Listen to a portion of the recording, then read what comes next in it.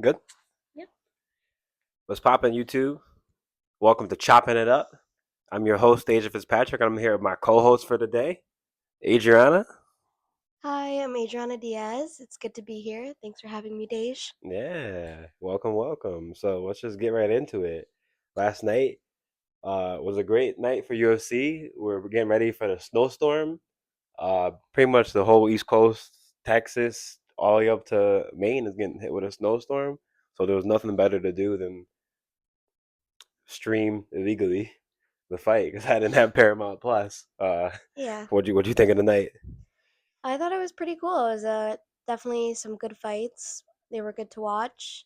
I think my favorites were the two girls fighting and probably the main fight of the night, the Yeah, last shout out one. to Gaethje, man. That was a firework ending. Justin Gaethje beating Paddy Pamblett. Now he's now 27-0 decision. It went all 5 rounds. I mean, at one point I thought Paddy was gonna tap out, but every time it looked like he was getting bloody and bruised, he'd come up with some kick, some type of punch, and stay alive. And Gaethje eventually had enough power shots to put him down. Yeah, no, he was definitely. You said Patty, right?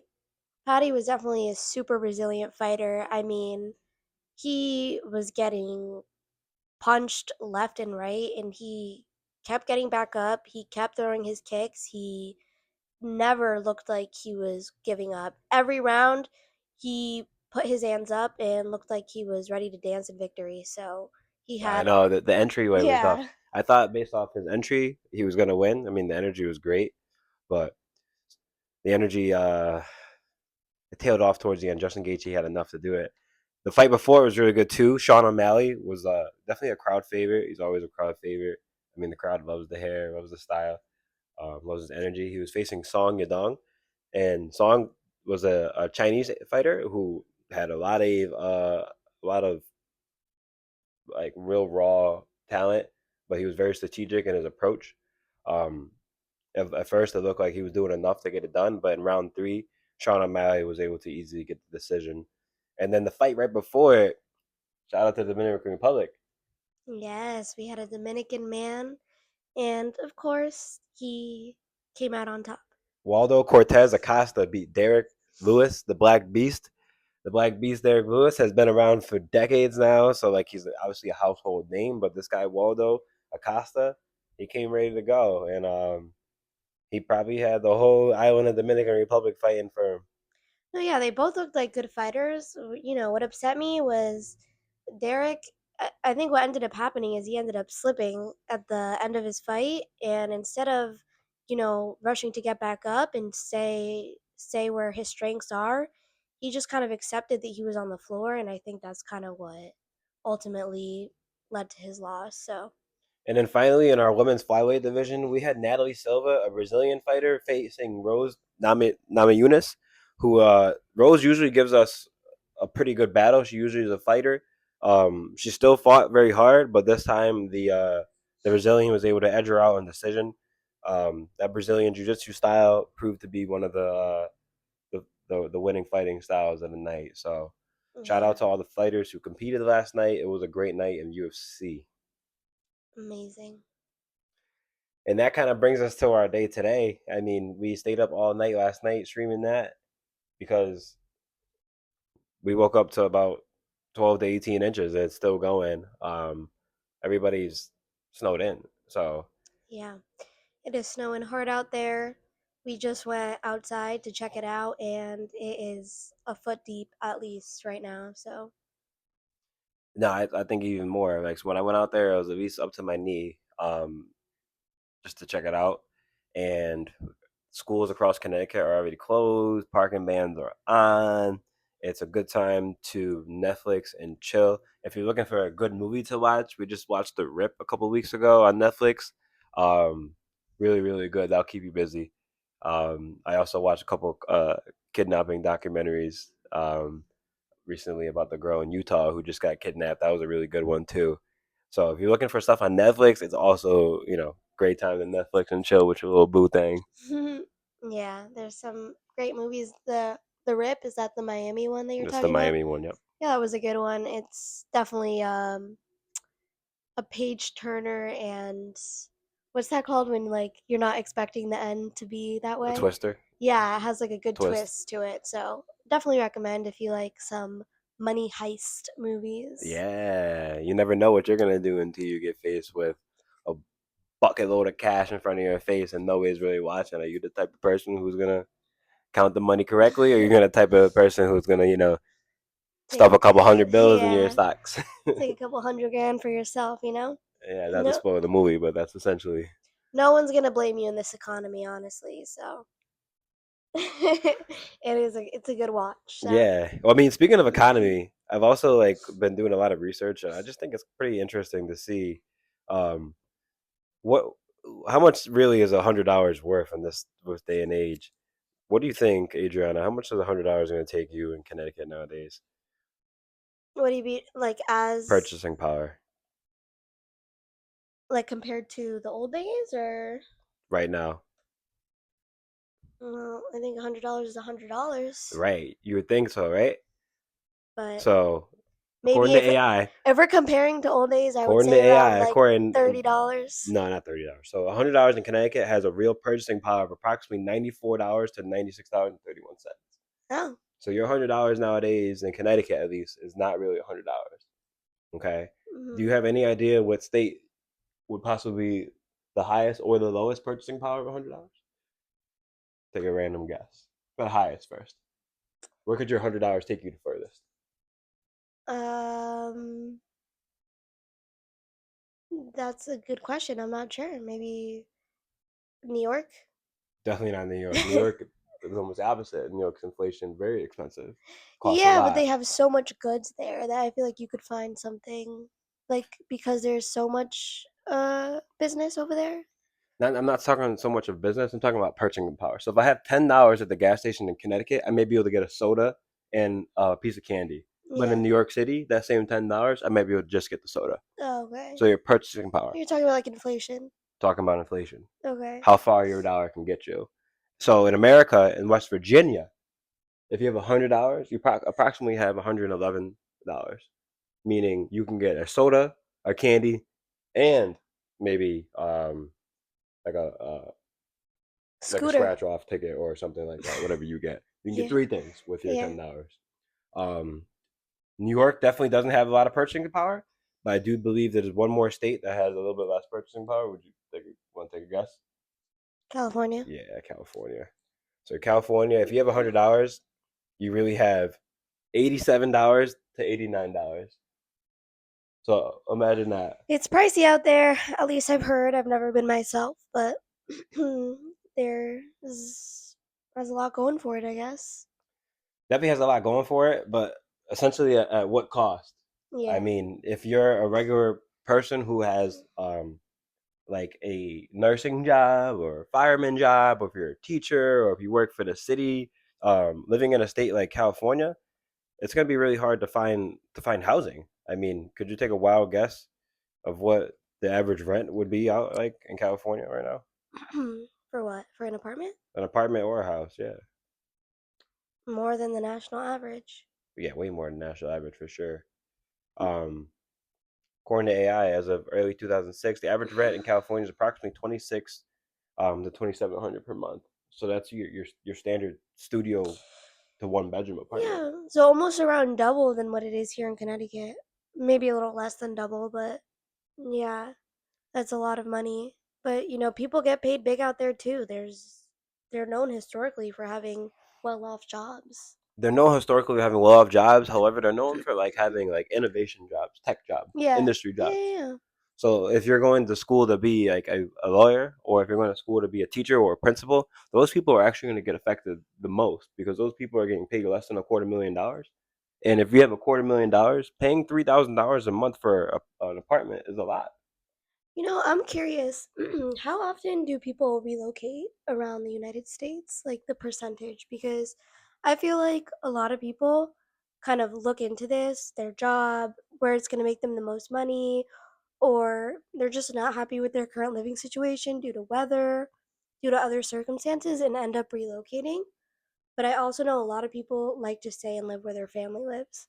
So I'm interested in that percentage. Well, for East Coast in 2025, New York State. So a lot of New York State is going to be obviously New York City. There's 8.9 million people that live in New York City. Approximately 900 people are leaving per day.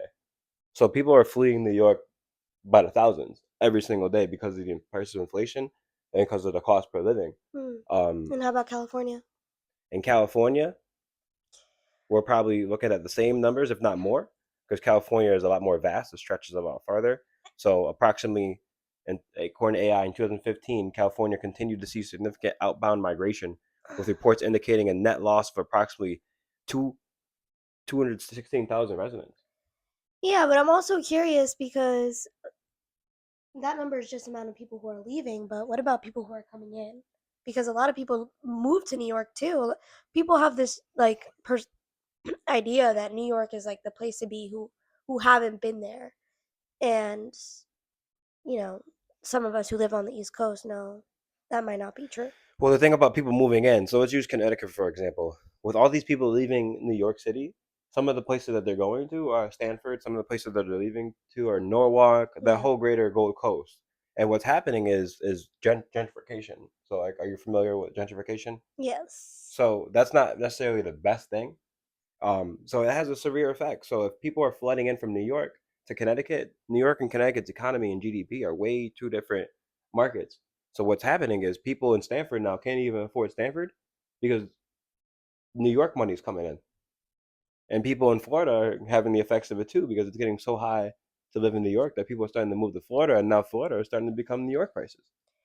Yeah, but I think with people moving into new places, a lot of the time, because they have more money, it's also going to drive the economy up, and they're start to get paid more. Because I did see a statistic that talked about how New York or Florida's, excuse me, Florida's wages have increased by like 9% in certain areas because of all the people moving in, and now they have the money to do that. Yeah, all So that's great, and I love that. I love yeah. growing economies. I love boosting jobs, and I love giving people more opportunities to excel in their fields. As long as you're giving affordable housing and affordable healthcare and affordable places for the people who are just the firemen, because it's okay to be a fireman, Yeah. it's okay to be a cop, and it's okay to be a teacher. It's okay to be a nurse. That doesn't mean you need to be a real estate developer or need to have hundreds of $1 million in liquid bonds and stocks or whatnot. There still is the middle class, and as long as you're still allowing the middle class to exist,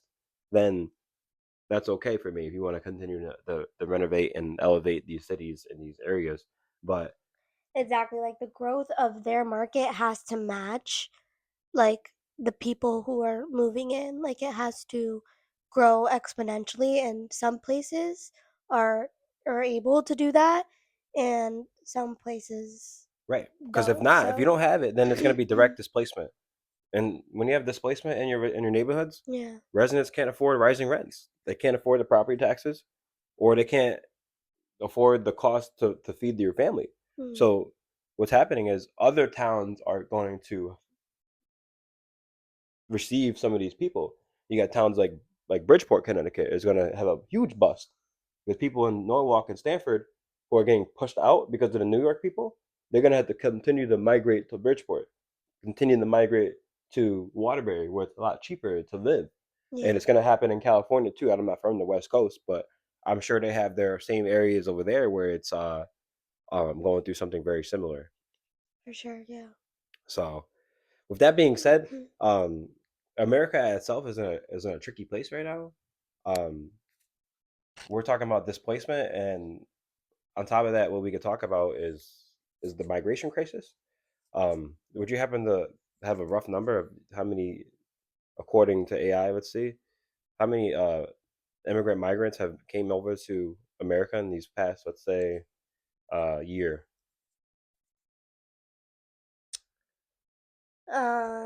Yeah, I would have. I'm not sure on the number. Maybe like in the last year, Yeah, let's say last year. maybe like 500,000. Let's see what we got. So in 2023, according to AI, unauthorized crossings saw record high unauthorized entries with over 10,000 daily crossings at the U.S. Mexican border during peak times. Obviously, this number has significantly decreased with the whole wall at the border, Texas and New Mexico and California. Mhm. But at one time, during our last administrations, um, from 2023, a record of 14 million unauthorized immigrants were in the U.S. 14 million. Right. So, Wow. what do you think the effects of that Wait, in total, not like in that year, right? in total from Uh, 2003 to 2005? 14 million came in those 14 2 years. million. Wow. This is just according to AI.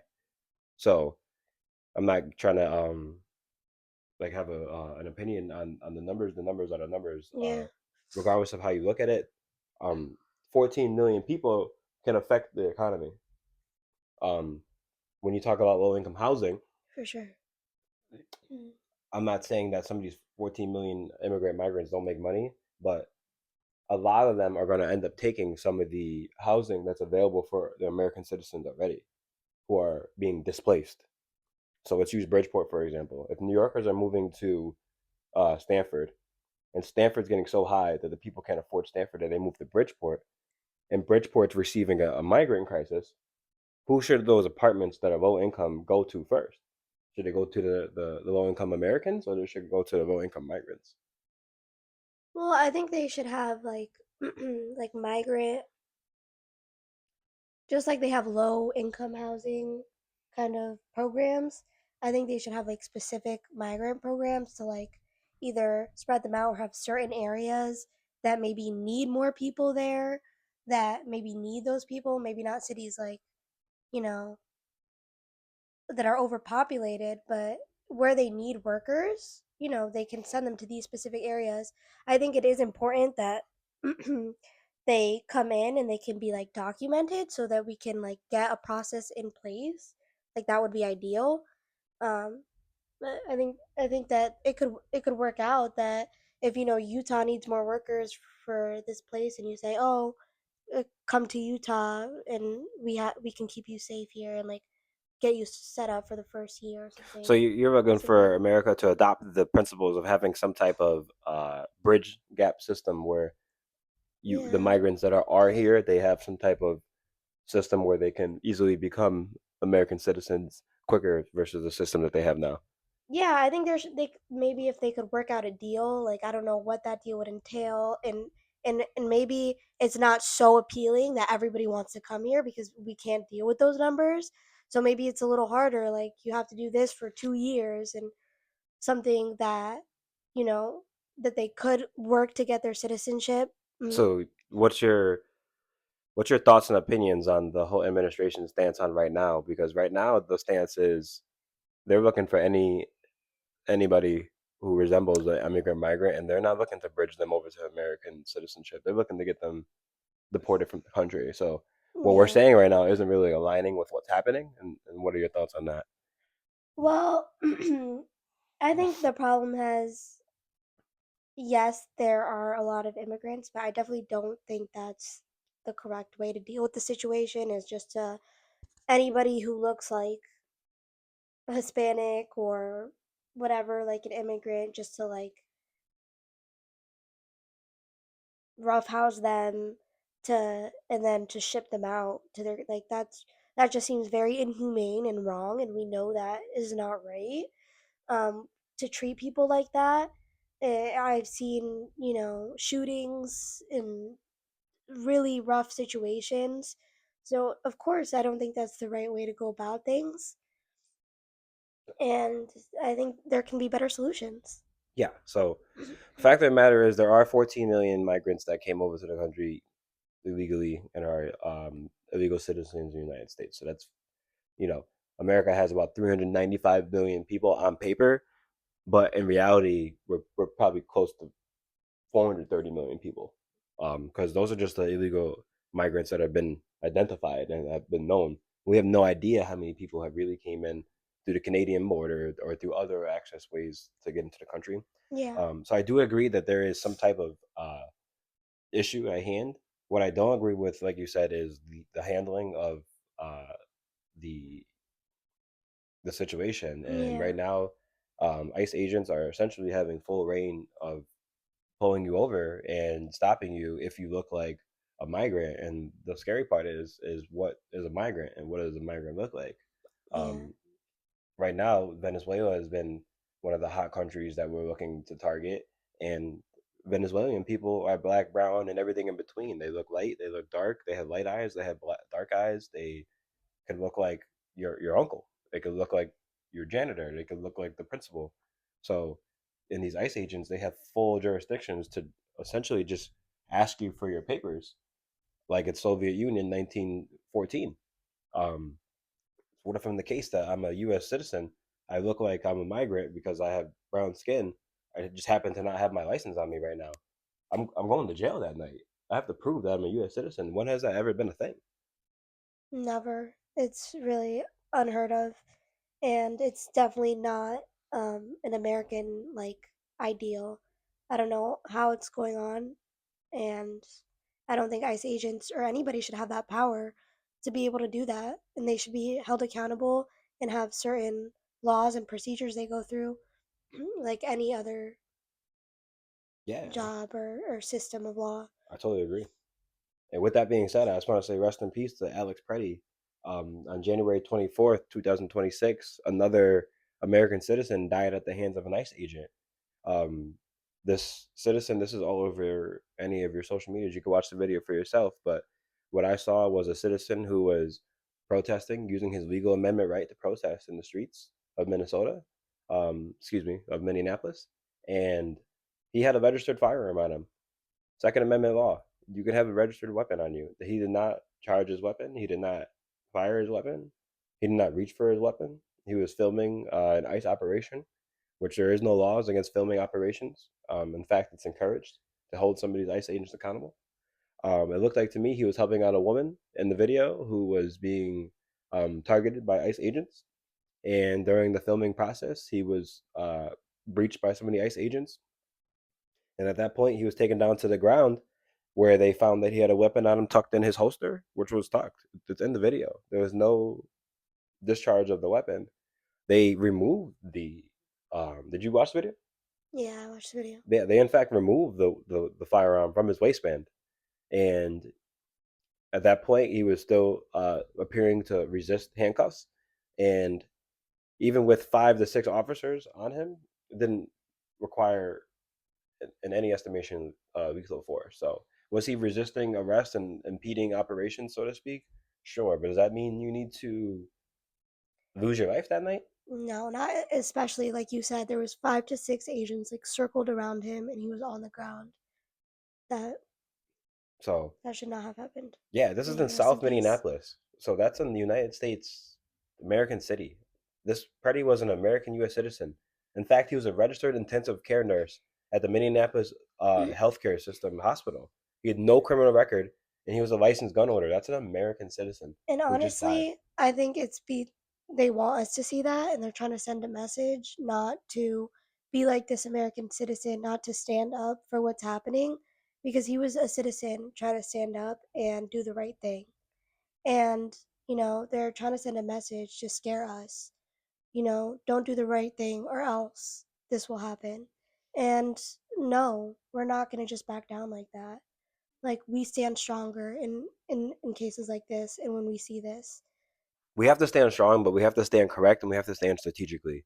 So they're looking for us to appear agitated. They're looking for us to appear as if we're harming operational law enforcement and impeding their operations. So when you're going out there protesting, when you're going out there spreading your message, spread it hard, spread it fast, spread it with heart, and spread it with courage. But just be aware because some of these people, they're they're not coming home to their families that night. I want to say rest in peace to Renee Nicole Good, who died 2 weeks before. Um, she was appearingly impeding an operation, and once again, you don't die for impeding operations. She was in her vehicle, and in my estimation, it appeared like she was looking to escape arrest via a vehicle. And there was an officer in front of her, about 3 yards in front of her, and she looked like she was speeding off to the right. And that officer discharged his weapon not once, not twice, but 3 times, fatally killing another U.S. citizen, a 37-year-old um, Renee Nicole Good. So I just want to take that time to say, rest in peace. Like you're maybe gone, but you're not forgotten. And I believe in due time in history, your name will be stamped and etched in history. So Yes, shout out to you. may she rest in peace. And honestly, for anybody who says, well, these people shouldn't run or they should go back to their country or anything of that matter, I think it's not that easy at all. Most of these people have had to flee for some reason. They needed sanctuary, and they have kids here. They have Hmm. a family, a home, and you can't just be taken and not even get to figure out what's going to happen with your kids because an ICE agent decides that, of course, you're going to run away. Like, it's a scary Scary. situation, and it can happen to anybody. So I think we all need to realize that. Know your amendments, know your rights, but just be strategic, be careful, and be smart. Stick together. On a brighter note, we also just took home the new college football champions last Monday on Martin Luther King Day. We watched the Indiana Hoosiers football team program in Indiana, who's basically known for a basketball school. They recently achieved its first national championship in college Indiana history, and they completed a perfect 16-0 season. It was capped off with an amazing touchdown run by the Heisman Trophy winning quarterback Fernando Mendoza. Fernando Mendoza, evidently or not, is a Cuban American. So shout out to Cuba. He's one of the first Hispanic QBs to ever grace that Heisman Trophy award. I believe he's the first Hispanic QB to win a national title. Um, and he actually was playing, with his mother's backbone and his mother's heart on his mind because she has terminal illness. So I remember they were showing their family the entire time, and we were like, why do they keep showing their family? Well, like the mom was very Oh, sick, so I think it was like a good story to just kind of pan out to her. yeah, he did really well in that game. That was awesome. Good shout out to him. Yeah, so I'm expecting him to probably be the first overall pick in this year's NFL draft. Every time I see the kid talk, he's really nice. He's very poised, has a good head on his shoulders. Um, he just had a good season. He's very much a under control kid. Type of kid you want to be able to run your organization. So, also shout out to the Miami Hurricanes. They had a good season. Carson Beck, um, he's been in college football for a long time now. I believe it's like his fifth or sixth year. He doesn't even go to school at this point. If you saw his last interview, one of the reporters asked him like, "Hey, like, how do you manage all this stuff with going to class and stuff and playing football?" And he kind of like just chuckled. He goes, "He goes, I graduated 2 years ago, so he's probably just taking a swimming class just to be able to remain eligible as a college student, Yeah, and he's they'll making figure it that out. NIL money. Yeah, Yeah. he's making college football money. So Wow. shout out to him. He'll probably get drafted this year too, no doubt about it. Um, it was definitely a great college football season. And speaking of football, we also have NFL weekend. We got the AFC champion and we got the NFC championship. Currently, the Patriots Broncos are on the way right now. I've been a Patriots fan my whole life. Shout out to Patriots. Shout out to New England. Yeah. We were just watching the game. It's looking really good. Last time I checked, it was 7-7. I'm excited to see who wins. Who So, pans out? We're yeah. lucky that the game is not hosted in Foxborough this year because obviously we got the superstorm, snowstorm on our way. So I don't know what would have happened if the Patriots were hosting and there's 2 feet of snow out there. I don't know if they would have to cancel or postpone the game. I don't know if that's ever really happened before in NFL history, but I know for a fact that the greater Boston area is getting slammed with snow too. So Yeah. It was good call or whatever worked out. The football gods got it going. It's in Denver, Denver. yeah, had home field advantage. So Denver missed out on the snow. Yeah. Um, It's lucky awesome. you guys. Yeah. I'm sure you guys get snow other times too, but Well, I think everybody here in New England was ready for a snow day anyway. We haven't gotten this much snow in a while, so a lot of people are happy to have Monday off from school and maybe even more days. Who knows?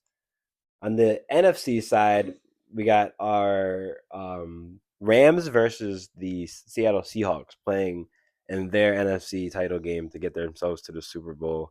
I want to say the Rams have a really, really good quarterback in Matthew Stafford. He's a veteran, MVP in the league before, but the Seahawks are good. We just watched the Seahawks beat the 49ers to pieces. 49ers have been a really good team, but the Seahawks kind of beat them down. So If you're looking for a good game and the nightcap tonight during the snow day, tune into the Seahawks versus Rams. I want the Seahawks versus the Patriots in the Super Bowl.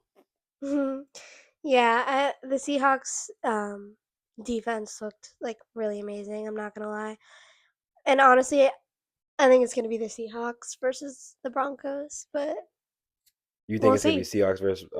Yeah, because we were just the Broncos defense looked really great too. So, who knows? Maybe the Patriots will pull through.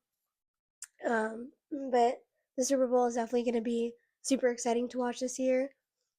Um, Super exciting. Do you know who is performing at the halftime show for the Super Bowl this year? of course I do. Who? It's Bad Bunny. We got a Hispanic artist up there, Mr. Puerto Rican singer. He's known as a singer, or does he rap too?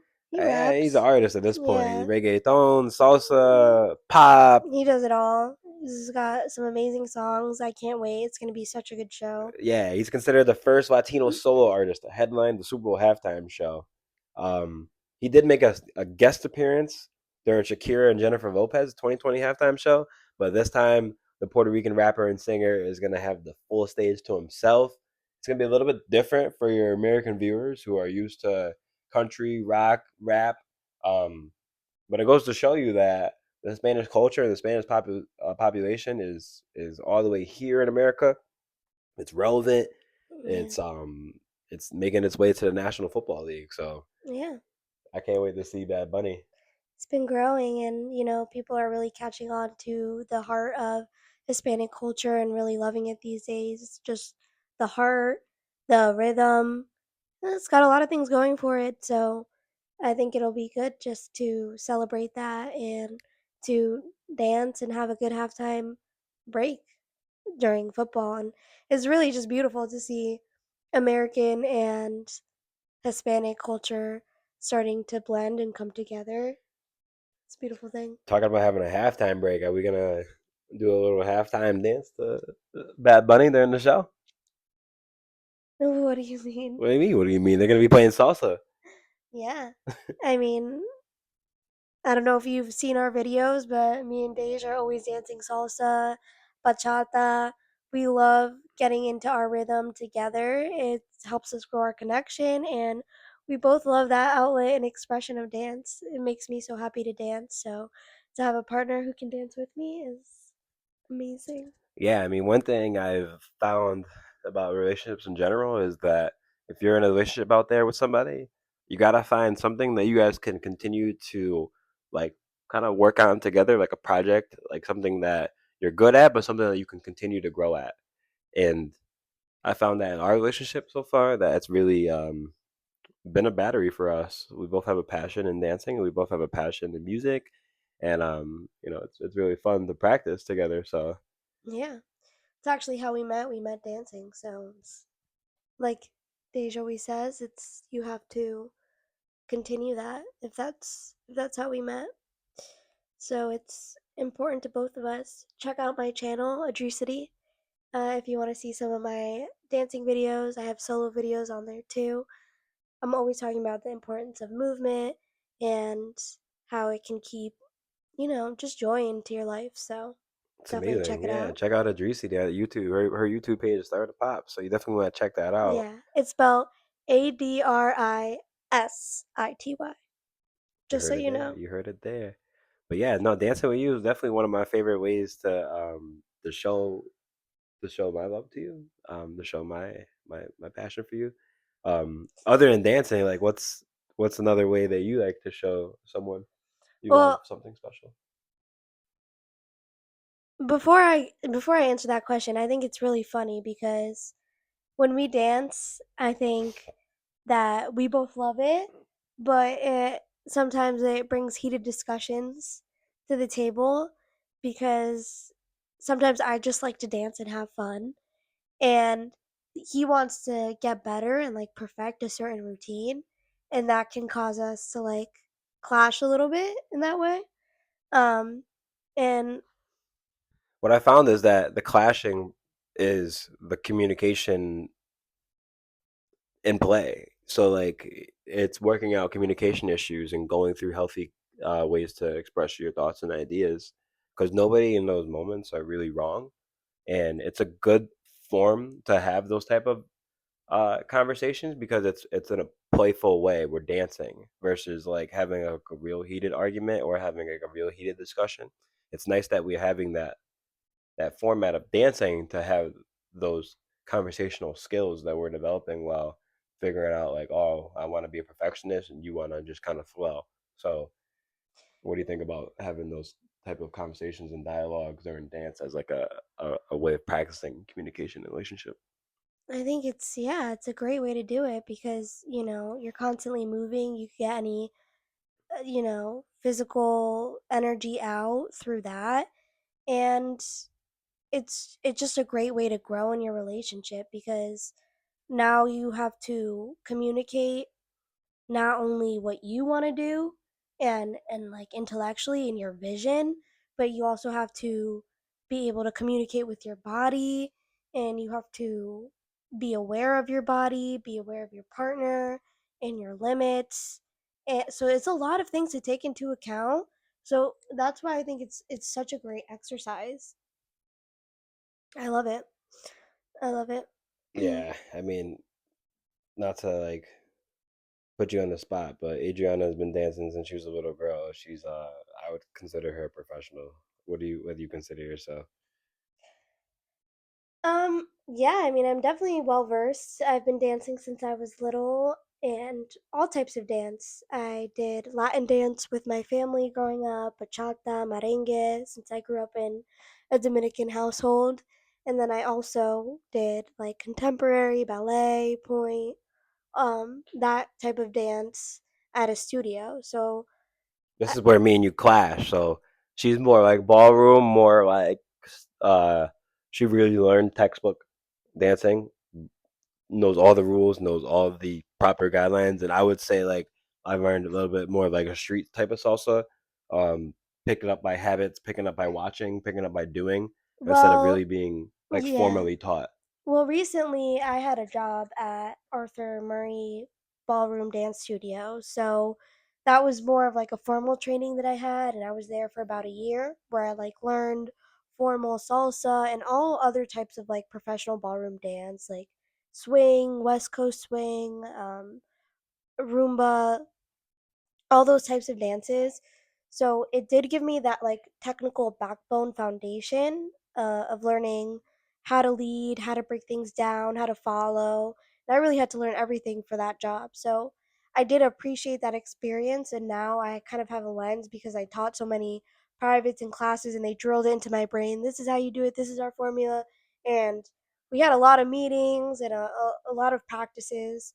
So I did kind of get that, foundation into me, which I really appreciated because while I grew up doing Latin dancing, that was more for fun and just in my culture rather than actually learning how to teach people.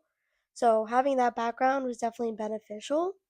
But I do think that not everything always has to be so professional all the time, and that there is definitely more of a street dancing. Kind of like when you learn Spanish, you can learn regular, like street Spanish that you actually use in your daily conversations, or you learn like a textbook Spanish that some people feel is kind of like very formal and they don't always say those words every day. Yeah, so to kind of wrap that up, you know, her formality and her textbook and her professional learning versus my basically like firsthand, more just experience learning, it's a great way for us to exercise our communication issues, our communication strengths. And I challenge you in your relationships at home to find some type of practice or some type of activity that you can exercise with your partner, where you can guys can exploit those communication threads and see where you guys take that. Exactly. I definitely encourage you to find an outlet with your partner for sure, and just communicating because sometimes if you don't have like many things in common that you want to do, as long as you're doing what makes you happy and they're doing what makes them happy, you're gonna come together in some way. But you just need to be staying authentic in the relationship to be happy, I feel like. But also another reason we've had to communicate so much is because we're starting to teach and expand into to teaching other people. So Yes, we are. We'll keep you updated on that. We'll stay tuned on that. Keep you updated where you can find us, where you can find our next classes. Um, Shout out to Salsa, Benenge, and Bachata. yeah, So before we close out this podcast, I do want to give you one more topic so we could talk about a little bit more on a serious note, and then we'll kind of like let you guys go enjoy the rest of your snow day. I do want to say recently that the President of the United States and the current administration is at some type of uh, they're working out a framework of a deal to acquire um, the sovereign nation of Greenland, who is under the jurisdiction of Denmark. Um, Denmark is a country located in Western Europe. It's also under the NATO jurisdiction. United States is part of the NATO, so it's real contradicting about how um, some of the headlines recently in the news about USA just kind of acquiring or purchasing Greenland as if it's an item for sale or if it's like a product that it can be bought. It kind of conflicts with our NATO values, with our American values, and it conflicts with just the international world peace agreement that we should not be invading other countries that don't want to be invaded. And, the Greenland people do not have expressed that they don't want to be Americans. So what's been happening recently is that there's been a lot of bravado being shown and a lot of threats being shown. However, recently President Trump has taken off the force threats and has essentially been using the tariffs as a threat to muscle his way into Greenland. Um, he recently went over to Switzerland to talk with the world leaders, and they left with they're gonna continue to come up with a framework of a deal. What that means, I don't know, but he definitely has ruled out military force, but he has not ruled out the fact that he wants to acquire Greenland. Dree, what are your thoughts on the United States acquiring Greenland?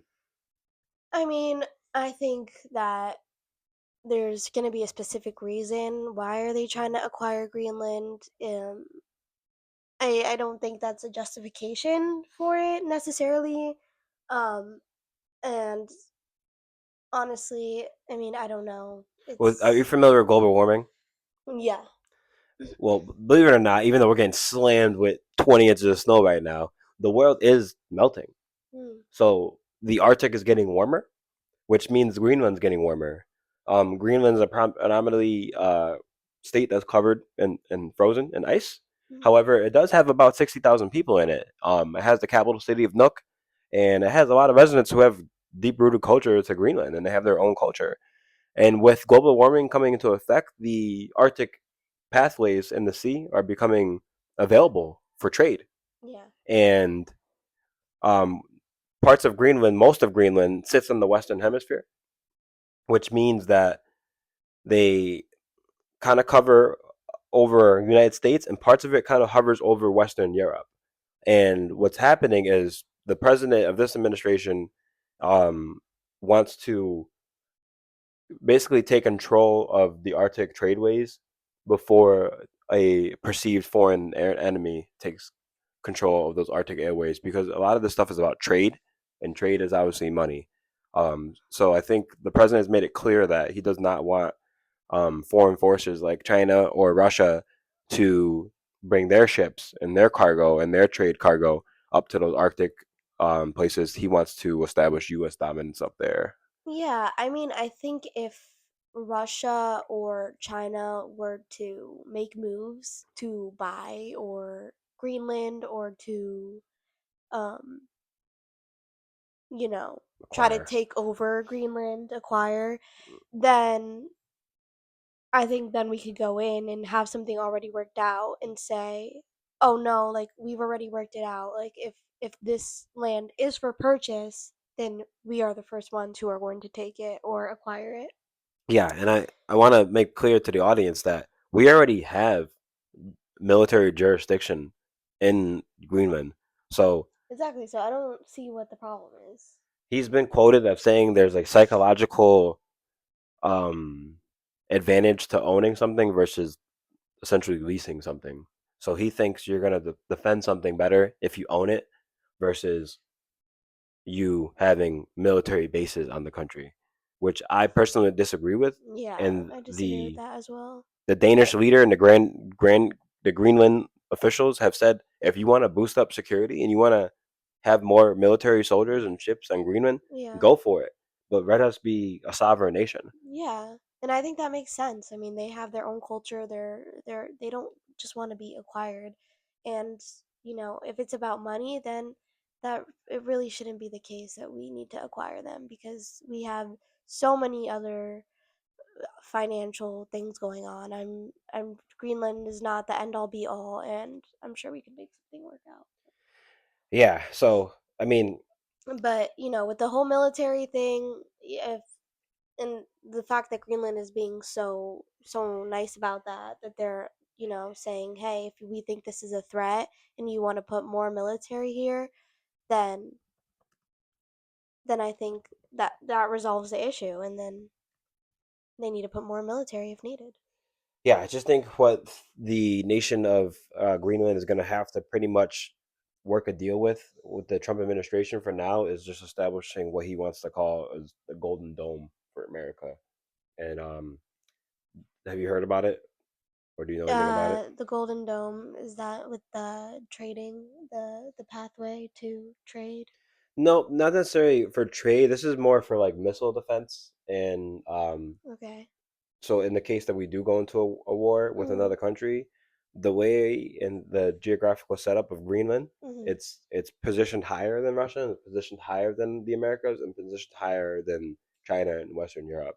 So in the case that missiles were going to go back and forth, the Golden Dome would be it'd be like a satellite system that would be able to intercept and be able to use space radar and AI radar and drones technology to be able to protect and shoot down those nuclear missiles that could be coming over into the Western Hemisphere. So Donald Trump and the administration wants to establish the Golden Dome on Greenland. Well, it seems like the Golden Dome is already established. They already have a military base there, and they have everything that they need. So, Well, I would kind of beg to differ on that one a little bit because would you happen to take a guess at like how much nuclear power some of the other countries, particularly Russia, has in compared to the USA? um, I would say Russia and USA probably like equal, maybe around equal amount of Yeah, so power.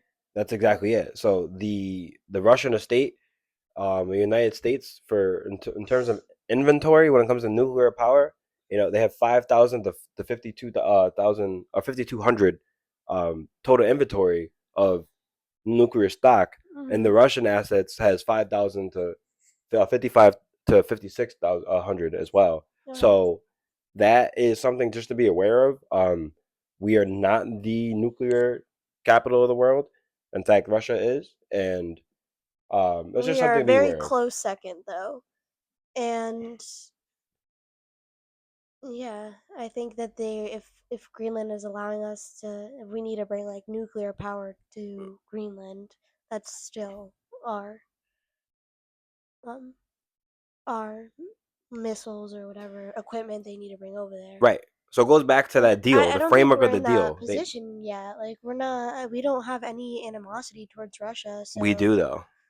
that is going to bring Yes. missiles back and forth like right now. So to bring Venezuela in the picture, we just captured Nicolas Maduro, who was allegedly selling oil to Russia. So since we captured that leader, that Venezuelan oil is no longer going to Russia. That is messing with the Russian economy. Mhm. We are funding money to NATO, Have which is they spoken about that? they don't speak to anybody. Uh, They just invade. So they've been invading Ukraine as we speak. So we can see their actions. Their actions are moving westward. If mhm, they continue to move westward, you're going to move into NATO territory, and we are backing the NATO financially and economically and nuclearly and militarily. mhm, So the minute that they invade past Ukraine and reach Poland, let's say, the United States is in direct war with Russia. And who's to say that this Ukraine Russian war is stopping anytime soon? That's not what I'm seeing right now. So yes, I think there are parts of this that need to be discussed because there is potential threat that Western powers in Western Europe are under attack from communist leaders like Vladimir Putin. Yeah. So I do think the framework of the deal does need to be discussed, and there needs to be some type of agreement where the Greenlanders need to own their own rights, own their own government, but there is going to be some type of satellite dishes that or whatever that technology looks like Yeah. in the case that this Ukraine-Russian war doesn't cease to continue to moving westward into Western civilization. Of So, course. Yeah. but enough about the negative news stuff. I love that we were able to talk about a flurry of topics today and chopping it up. Um, this is our first episode in a while. I used to do chopping it up way back when, but that was so far long ago that I think it's a good time to kind of start fresh. I have Adriana at Adrisity here, kind of co-host me here. She's gonna be in a lot of these episodes, as many as she wants, and we're gonna keep you tuned. We have a salsa and bachata lesson coming up very soon in New Haven at Pacifico. Do you remember the date on that? Oh, it's a Thursday in February. Yes. I think it was February, not the 19th, the following Thursday, the 24th, 19th, Well, we'll have to get you a date on that because Adriana doesn't have the exact dates. 26th. Is it February 26th? That is a Yeah, Thursday, but February we'll 26th. still Sorry, we'll I was still trying keep to you do tuned. math in my head. But yes, keep in tune for that, and thank you for listening. I think I love the way you were researching facts while we were doing the podcast, keeping everybody in check, including ourselves, checking numbers. We want to have everything up to date, and we're talking about heated topics. So if you got something to say in the comments, go ahead, and we're always ready for a discussion. So, We'll see you guys next time on Chopping It Up. I'm Deja Fitzpatrick, and I'm here with the one and only. Adriana Diaz, thank you for listening. Peace.